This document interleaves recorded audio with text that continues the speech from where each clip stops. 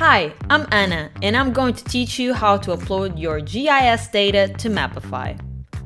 We start by clicking Create a Dataset right here from Mapify's web console.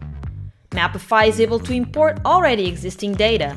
This could be a shapefile, GEOJSon, or CSV, which is an alternative format to the popular XLS from Excel. It's also possible to name our dataset, which makes it easier to find later on. And then you have to upload your source file, which is in this case a shapefile. Now we can see our newly imported dataset named Brussels Traffic Sensors. If we click on it, it's possible to export the data that we have imported. And one cool thing about Mapify is we can edit this dataset right here without leaving our browser. So let's go for it. Each of these fields is editable, and when you're done, you just save and publish your dataset. That's it!